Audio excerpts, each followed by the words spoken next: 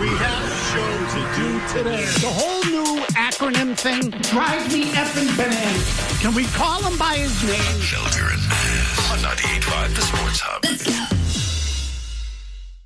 617-779-0985.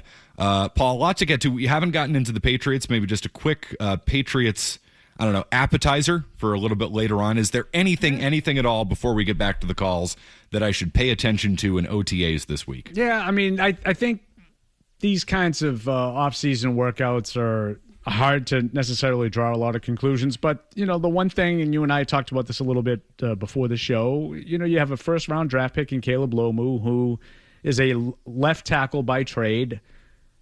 Ostensibly, you probably, in a perfect world, don't want to play him much at all in year one. You'd want Will Campbell at left tackle and Morgan Moses at right tackle, and you have Lomu as your top backup, your swing tackle. Couple of problems with that. Number one is that really he's never played right tackle, so I don't know how much you can expect him to be able to fill in on that side. But the sort of the elephant in the room that people are being kind of reluctant to talk about is how much of this decision to draft Lomu has to do with any indecision that the coaching staff might have toward Campbell. And I don't think we'll learn that for a while. Certainly not when the players are out there in shorts and helmets. During these spring OTAs, you're not going to see any contact. But I will be looking to see where Lomu lines up. Is he, predominantly on the right side? In other words, in an effort to get him up to speed so he can fill in if need be. My guess is when training camp gets underway, Morgan Moses is going to be sort of in and out like he was last summer to try to preserve him a little bit at age 35 now, 34, 35. He was able to go all 17 games last year and through the playoffs. Probably unrealistic to expect that again. So you're going to need some help there. But that's probably my number one storyline is where exactly is Lomu when they're lining up. And it's not how he looks when they're lining up. No. Because you guys there's no evaluation to be done in shorts. But it's where is he? So that's just where, the team generally anticipates putting him over the course of the summer. I mean, at some point they are going to have to get him comfortable at right tackle. Right. If you want him to be the swing tackle, Matt, should they want him to be the swing tackle? No, but should they want him to be the left tackle? Well, I see that I think that's probably more of an argument for year two. I don't see a scenario that Will Campbell's not the left tackle this year. Now, if he doesn't play great, all bets are off. Yeah. But I think they'll give him every opportunity to prove that what they saw for the majority of last year was good enough, and then figure out from there. But, I find it impossible to just dismiss the fact that they drafted a left tackle in the first round and moved up to get him. And just say, well, it doesn't have anything to do with anything. No, I think they're going to let the best create some competition. That's what Mike Vrabel's all about. Create some competition. And if Lomu's better than Campbell, Lomu should play left tackle. So do you think there will be a training camp competition? They might not label it that way, but do you think there will be? I don't know. My guess is no. My guess is Will Campbell's the left tackle for now. Mm-hmm. But I am going to have my eye on some of those things once the pads come on, in July, and we get a chance to see it on a more regular basis with some contact. Before we get back to the calls, is there anything more that anybody can possibly say on A.J. Brown in the next week? Yeah, I dare you, Paul. Find something new to say about A.J. Brown. I wish I had something that varied from what the consensus opinion is. I think it is somewhat of a done deal for the Patriots. I find it interesting the last week or so. You've sort of seen some of the national guys say, well, there might be some other teams sniffing around. Kansas City, supposedly Philadelphia offered him to Kansas City and the Chiefs weren't interested. I wouldn't be surprised if the Bills, expressed some interest because I think those two teams, Kansas City and Buffalo, didn't really do enough offensively to help out their quarterbacks. I think they've been lacking in that area, and they really didn't do much. At least Buffalo brought in, DJ Moore, but I don't know if that's enough. And Kansas City brings in a running back in Kenneth Walker. I don't think that is enough. So I'm not telling you never, but right now it seems like the Patriots are really the only team interested, which should put them in a position of power when this trade actually gets made, say, June is it second, first? I don't know. If they get A.J. Brown, have they done enough for Drake May this offseason? Yeah, I think they've done. I think they've done a good job. I think if you add Romeo Doubs and A.J. Brown to a receiving core from last year, I think that's an upgrade. Diggs out, those two in is an upgrade in my opinion. Now, if it's just a 1-for-1 swap, it's probably more of a wash. And I'm also curious to see what they end up doing with Kayshon Boutte, because by all accounts, he looks like someone that the team is ready to move on from. He's going to be, entering the last year of his deal. Maybe there's some value there. I don't know how much. You think he goes in the Brown trade? I don't. I think the Eagles have acquired a bunch of receivers. Yeah. I don't necessarily see them looking at that as a huge need. But it does seem like the Patriots are ready to move on from Boutte and maybe give one of the younger guys more, a guy like Kyle Williams, maybe an opportunity to carve out a role. I'm not sure I agree with that. I think Boutte has been reasonably effective for them. Not a high volume guy, but has definitely delivered with big plays when called upon. And I don't think you could just automatically assume that anybody's going to be able to do that. I also think he has good chemistry with Drake May, which is not something I want to overlook. It's Mac Hollins has good chemistry with him. Boutte has good chemistry with him. And I know they're different types of receivers. Am I keeping Kayshon Boutte over someone like Kyle Williams or Pop Douglas? I think I am, because of the chemistry and the connection that he has with the quarterback. Again, everything you need to do is helping the quarterback. Right. And I get that you have difference between X receivers and slot receivers and all that, but I don't want to give up on a guy like Boutte. So I don't either. And the Demario Douglas thing would be one thing, because they would be in a similar situation. They were drafted the same year, so they're both entering the last year of their contracts. Kyle Williams, to me, is a second-year guy taken in the third round just a year ago. That would seem to be really quick to give up on a guy. So I wouldn't necessarily I would keep Kyle Williams over Boutte, but Douglas and Boutte are much different players in terms of what they are asked to. I know they're both wide receivers, but they don't play the same spot. They're not asked to do the same things. Again, I think Boutte's been reasonably effective for them. I think both of those guys last year, when called upon, for the most part, made plays. I think Boutte made bigger plays. I would not be rushing to get rid of Kayshon Boutte. Have they done enough on the offensive line this offseason? If we're talking about on paper, yes. Have they done enough to help Drake May? That goes beyond just the weapons. To me, the number one way you help out Drake May is you invest in the offensive line. Spending your first-round pick on what I presume to be a left tackle seems like enough, right? Yeah. So the big move that they made, in my view, is Elijah Vera Tucker. And on paper, that is a home run. He's a terrific offensive lineman when he plays, but he's never been healthy. So let's just play it out and say that he's healthy. He plays 15 games, and he plays at the Pro Bowl level that he's generally displayed when he's been on the field. So that's a huge upgrade over Jared Wilson from last year. Jared Wilson moves to center and replaces Garrett Bradbury. I don't know what you're going to get there. By all accounts, Wilson is more of a natural center, so he should be better than he was at guard, but does that mean he's as good as he was at center? Again, on paper, that 5 is better than the 5 last year. And you bring up the good point. Now, if something were to happen to one of your tackles, you have a first-round rookie in Lomu to fill in. So that, I think, is an upgrade. Again, on paper, your offensive line is better than it was last year. I've got a scenario that may play out that concerns me a little bit, though, with the offensive line, which I want to get into on the other side. I see on the phone lines we've got Patriots thoughts, got Bruins thoughts on the line, Celtics thoughts as well. We were heavy Red Sox earlier today. But if Vera Tucker doesn't stay healthy, what do they do? Sneaky issue. Sneaky big issue. Yeah. I think they've got an answer. I just don't know if they want to go to that answer. We'll do that next. Matt McCarthy and Paul Perillo hanging out for Felger and Mazz. Now, more of Felger and Mazz on the Sports Hub. Mike Reese is probably multiple times. Big Springsteen guy. Seen him in the pit there. Oh, yeah, absolutely. Great take.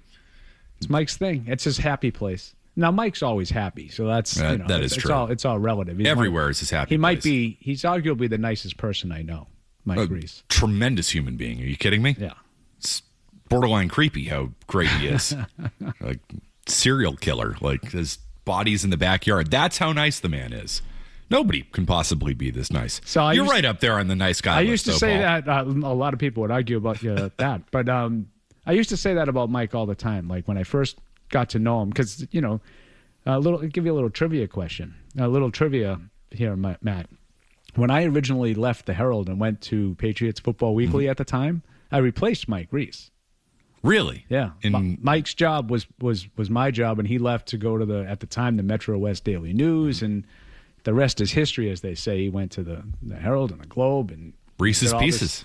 Did all these wonderful things before he wound up at ESPN. And he is the standard bearer. He's the best.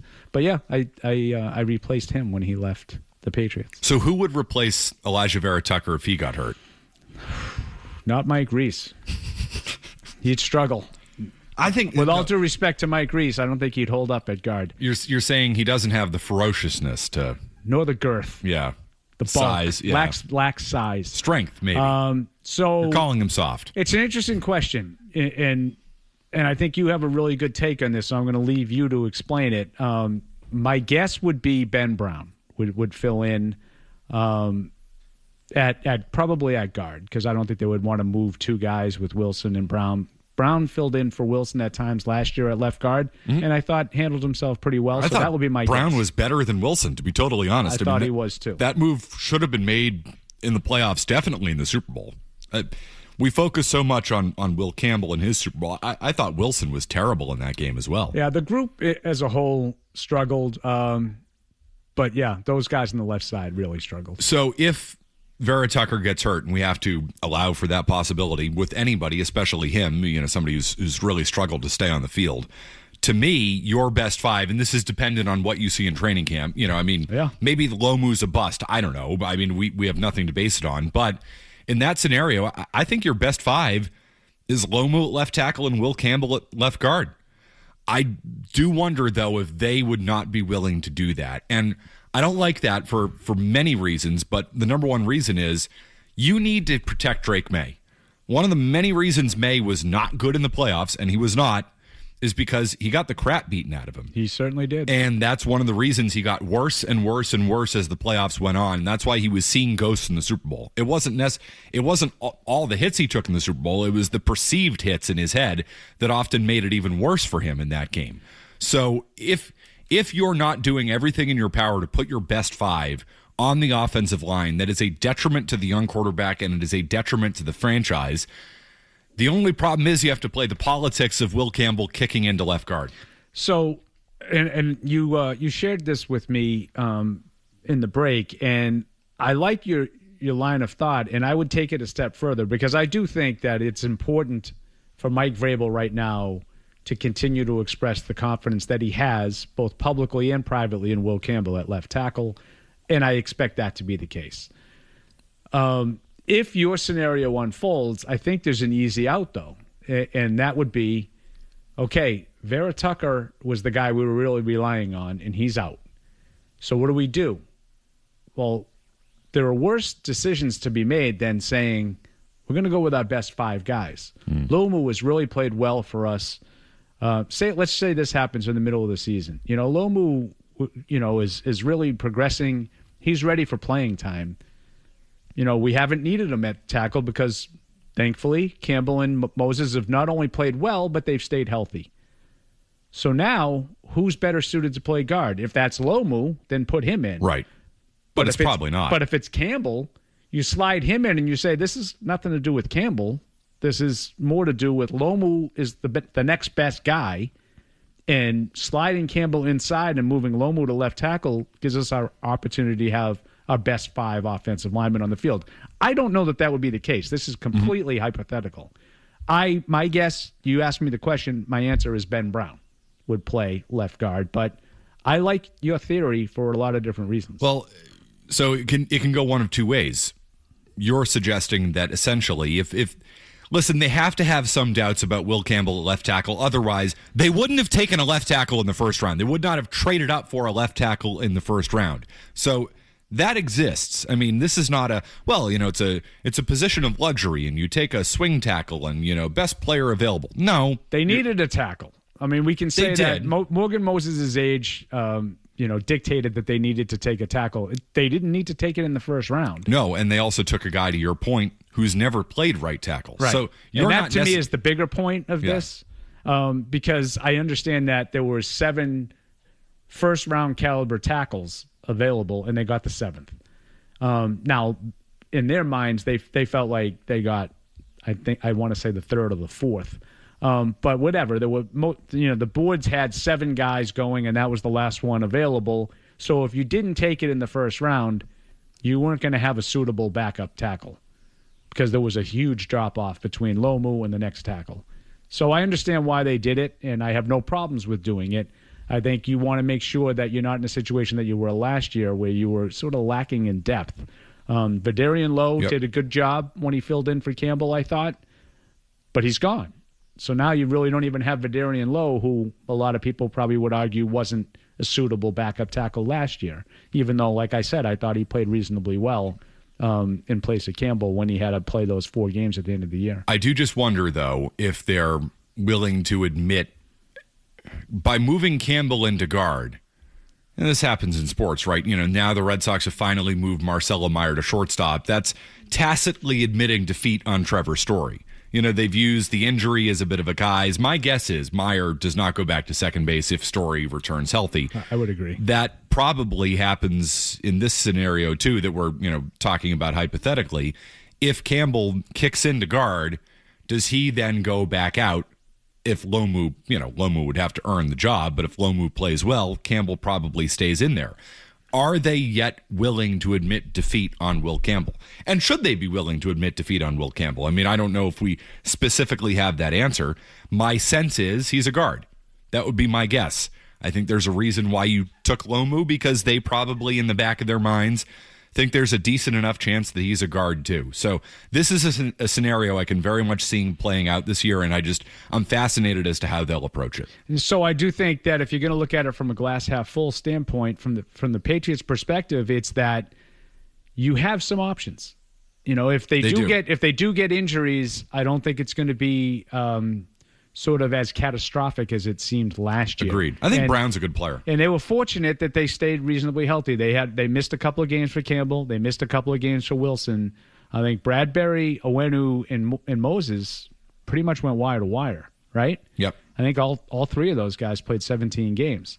So I don't think you'll be in as dire straits this year if you were to lose a guy as you were last year. Matt in Norwell has a thought on the offensive line. Hey, Matt. Hey, guys. Great show. Just to further the offensive line discussion, what about a guy like Mike Onwenu? He's on the last year of his deal. I think it's $25 million in a cap hit. So I don't know if Paul Perillo, you can shed some light on that. Is it possible that we just cut bait with him or restructure? Now? Maybe move Farrah Tucker to right tackle, kick Will Campbell in? You mean get rid of him now? Yeah, just cut him. No, listen, I never rule anything out, but I'd be surprised at this stage. You're knocking on the door of June.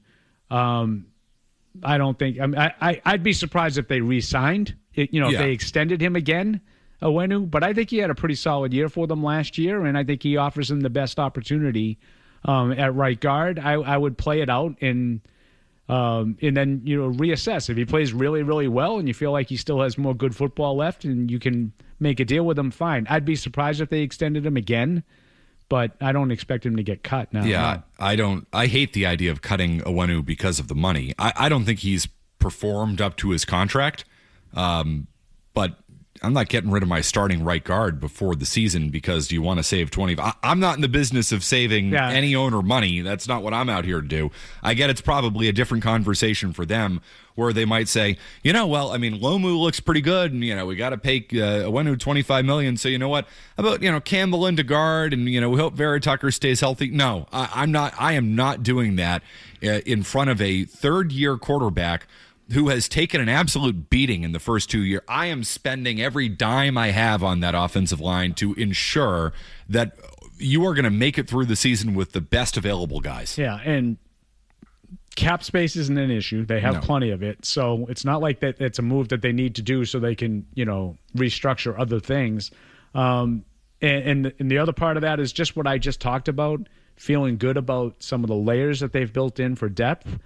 Well, you forfeit that by just releasing a starting caliber player in Onwenu. I don't think that would be a wise move. Dan in Lowell. Hey, Dan.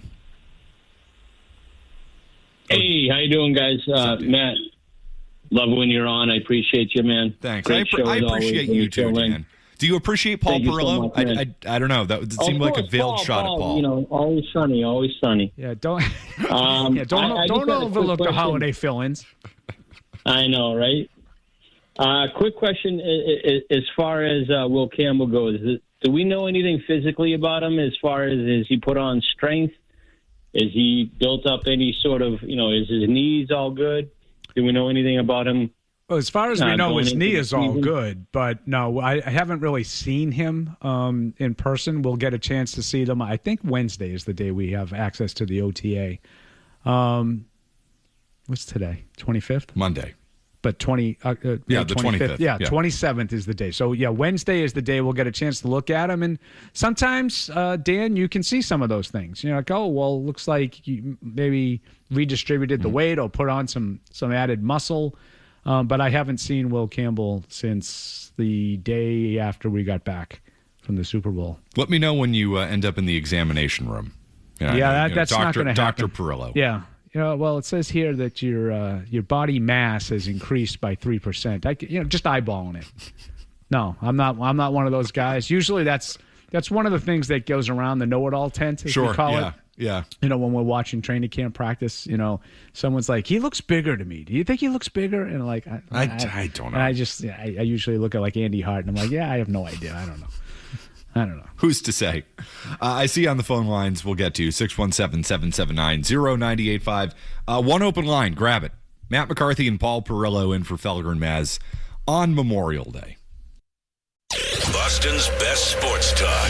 You can count on it. 2 plus 2 is 5. Me sento un po' pacchiato perché Roma Felger and Mazz. le usanze If there's one thing that I hate in sports talk radio, Paul, it's the behind-the-scenes call to the producer. And Jake Seymour is flying solo today and doing a hell of a job, including the Springsteen songs he's picked. He hasn't played the bad ones yet. There's some trouble where you can get into where you'll offend me, Jake, as a hardcore Springsteen fan. So I won't tell you. We'll just see if you can use your musical sense to stay away from some of the overplayed ones. Good job so far. But sometimes people will call in, Paul, and they'll say, I don't want to go on the air, but I want to say this. You tell that host this. No. If you want to call in, wait on hold, get on the air. The producer has a million things going on. He doesn't want to hear from you. And the last thing the producer is ever going to do, and I'm just going to tell you right now, if you call in and say, tell McCarthy this, the producer's never going to tell me because he's busy, he's got a job to do, and he's doing something else. But Jake did tell me some call we got from a guy who apparently didn't want to go on the air, and you actually did pass this message along. What did he want from us? Yeah, the rare time I actually passed the message along when I said I will pass it up the food chain, he wanted a Trenchman talk segment because he's loved the offensive line talk so far. Yeah. That was pretty Paul, cool. you interested in doing that? No. You could direct those inquiries to Alex Barth. I'm sure he'd be happy to break down the offensive line play for you. The strike. Right. The hand placement, technique, the footwork. Greg Bedard, too. All that kind of stuff. At Real Alex Barth on Twitter for Trenchman Talk. I just feel like we're talking in generalities about a rookie first-round pick and your second-year first-round pick from a year ago. And sort of the interesting nature of 2 left tackles being taken back-to-back drafts, in the first round. So I'm more interested in that. It's not really about a trench warfare kind of thing. It's how sold are they on Will Campbell that they took a tackle the very next draft? And we'll find out. Probably not this year. We probably won't find that out until 2027. But yeah, I'm not the guy that's going to break down the offensive line. Trench warfare. What is this, 1915 in France? I like to say, and I steal a lot of stuff from Felger, and he steals a lot of stuff from me because, I was alluding to earlier, the three of us, Mike, Tony, and I, worked together for 100 years and in the Herald, and we know each other pretty well. But you do the offensive line on your own time. It's true. 1915. Last time the Red Sox had this lineup, a bad lineup at Fenway Park. And I'm not joking about that, by the way. It's been a long time. Were they the Red Sox or the Bean Eaters or what were they? Actually, wait a minute. Didn't they win the World Series in 1915? How the hell do I know? I think they did. Well, they got the thing up there on the facade. Real happy. 3, 12, 15, 16, and 18. They won the World Series in 1915. Wow. I got a great book. That was somewhat impressive. I got a great book this weekend on the 1912 Red Sox that I can't wait to read. I give you 4, 7, 13, 18. You got those 4? There you go. I nailed it. Yeah. I don't know about the rest of those. Missed some in the middle there. Yeah. 617-779-0985. How about Chris in Hartford? Hi, Chris. Matt, there is nothing better than a hamburger hot dog, Matt McCarthy on the hub on Memorial Day. Thank you so much for being on the air, making it on in, buddy. You know what? I'm doing God's work here. Thank you, Chris. Happy morning. I know you always do on the holidays. That's why I call it. I always call it for you, man. And Mr. Perillo, the legend. Thank you. Happy Memorial Day, sir. Thank you, Chris. Yep. Thank you. I hope you're enjoying yourself. Now, my call... I am. My call was about, I'm now flipping the script because everyone knows I usually go at Jaylen Brown. But now that tune is going to change from here on out into the future, okay? Mm-hmm. But I do want to just bring up one quick thing about the Chiefs, if I could, Matt. There's a guy named Kenneth Walker, and you probably overlooked him for the Super Bowl also, Mr. Perillo. He had 27 carries, 135 yards. That's a 5-yard clip. In the Super Bowl, he had 2 receptions for 26 yards. Yeah, 161 yards from the line of scrimmage. He is the MVP since 1998 was Terrell Davis, who's in the Hall of Fame. So I have to disagree with you. The steal of the offseason was Walker going to the Chiefs. Okay, so I have to disagree with you, sir. That's okay. You probably overlooked him the morning of the Super Bowl, and now you're going to overlook him this entire season. Well, are you going to do that, Paul? Yeah, in that 160-yard from scrimmage performance and 17 sacks, so the reason why the Seahawks won the Super Bowl. But, Well, no reason to overlook that. How about Tim in Nashua? Hi, Tim. So my question is with Jaylen Brown, he'd preferably leave. Are the Celtics prepared without him, with his total play being such a powerful player on the Celtics? Do you feel Brad is prepared? And not only Brad, Joe. Is Joe prepared with life without? And what do you guys think that they'll do if Brown leaves? Paul, I've never been a proponent of breaking up the Jays because when you trade star players in the NBA, you almost always lose that deal. Yep. And you're generally trading them for 5 future first-round picks 10 years from now and doing a rebuild. I don't want to do that. That being said, I actually think there might even be more risk to keeping Brown and Tatum together at this point, given they continuously team up to lose to teams who are worse than them. Now, granted, Tatum was hurt essentially 3 of the last 4 years by the end, but they were in positions against inferior teams that they never should have been in in the first place. Giannis is available. It's the type of offseason where it's like, in a vacuum, would I take Jaylen Brown over Giannis at this point? Yes, but can you get another star player to come back here in return for Jaylen Brown? I would entertain that if I'm Brad Stevens. So it is interesting, and that's what it would come down to me is, does Brad Stevens, is he convinced that Jaylen Brown just wants out?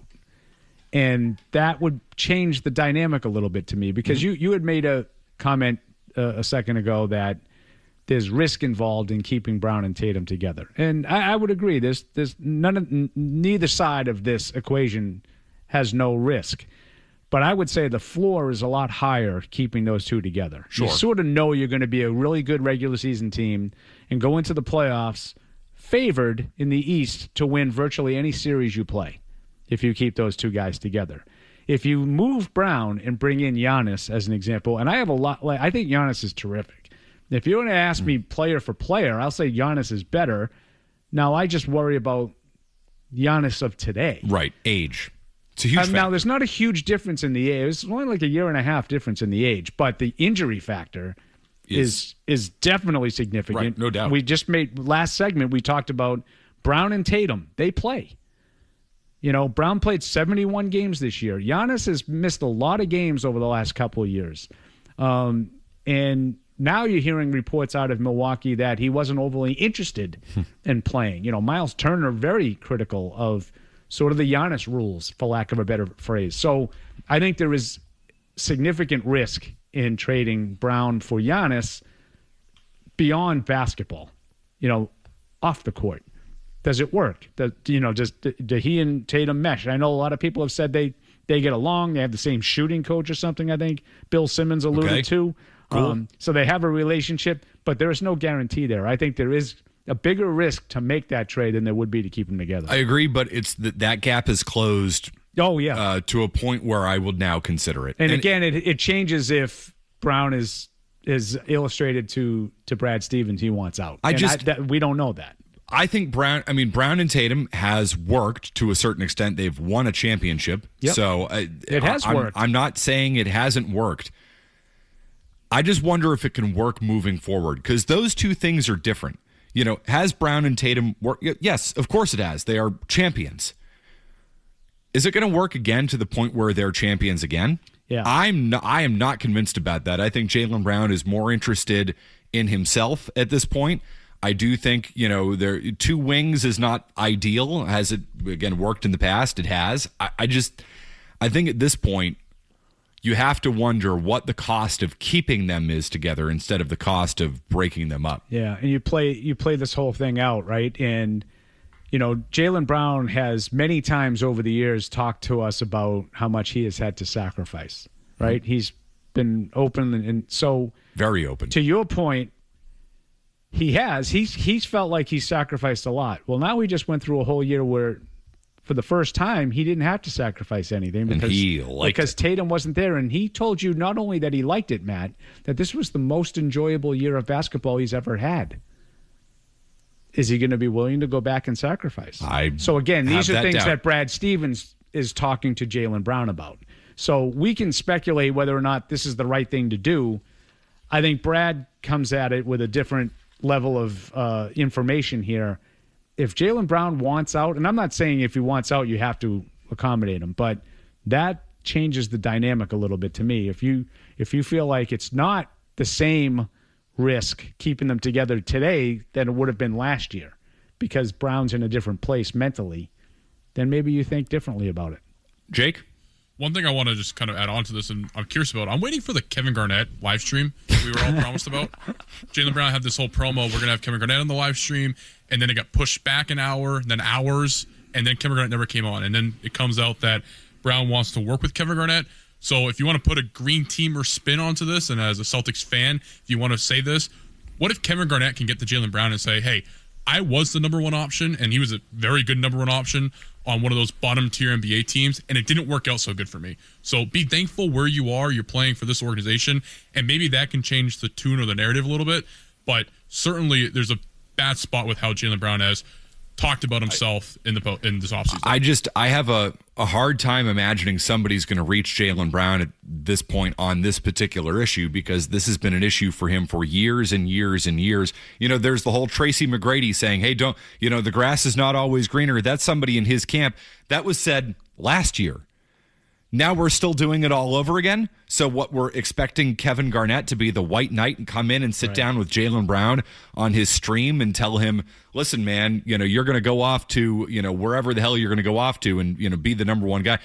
You see, Kevin Garnett came here because he wanted to win because he hadn't won before. We're ignoring that. Jaylen Brown's won. Jason Tatum has won. So why do they have to sacrifice again to do it again? They've already done it. That would be my biggest concern. Again, As I said, you got to keep doing it over and over and over again to be truly great. They've done it once, and I at least for Jaylen Brown, he seems to be more interested in being the guy than being the second guy on a winning team. I mean, that's what it looks like from the outside. But again, I would hope that Brad Stevens and Joe Mazzulla and, the Celtics brass are having these conversations with Jaylen Brown and figuring out exactly what his mindset is. All right, so re-entry Monday. It's Memorial Day. Paul Perillo's here. Jake Seymour's producing. Matt McCarthy in for Felger and Mazz. I want to get to the gossip first. Everything you said is right. Felger and Mazz, the Sports Zone. Matt McCarthy, Paul Perillo. Feeling the same way? Yeah. We continue. It's a re-entry Monday. 617-779-0985. It's Memorial Day. That's why we're here. It's like the unofficial start of summer. Is it? I'm starting to reconsider this. I mean, I always thought so, right? Memorial Day to Labor Day. That's kind of how it is. Yep. That's why I wore my white pants today. Oh, right. Yeah, you can do that. Yeah, and then after Labor Day, you can't do that. Right. Why do we do that again? I don't know. Stupid. Again, somebody came up with this idea, and we all said, yeah, you're right. Years and years ago, somebody came up with it's the unofficial start of summer. Really? I think so. Well, it'd be easy to say if Memorial Day were warm, but now it's not anymore. When was the last time we had, when you think summer, beach, vacation, go down the Cape, sit on the beach all weekend, look at the water, get sunburnt, all that stuff. When was the last time we had a Memorial Day weekend like that? You know how many people I've heard this weekend, oh, God, it's another Memorial Day weekend where the weather sucks. It is. The weather has sucked this weekend. It does seem like the weather hasn't been great on Memorial Day for a while. But, I mean, it's rainy. Don't we need to now? That's what's. I mean, it's like 75 out. It's not cold. Today actually ended up being a little warmer than I thought it was going to. Last night was rainy. It was raw. It was gross. Yesterday was terrible. Disgusting. It really was more of a, I don't know, April showers bring May flowers kind of thing, right? Kind of day. It felt like April yesterday. It's not May. And this is a theory that Ryan Johnston has, and I think he's so spot on. We missed on our calendar.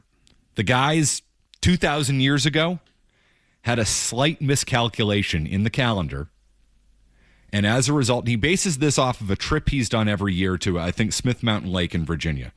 And he's gone there every year the same week for 30 years, and he has convinced himself that the sun is setting in a slightly different spot than it was 10 years ago, 20 years ago, 30 years ago, because 2,000 years ago, they made a very, very, very slight miscalculation in the Earth's rotation, the calendar, and everything.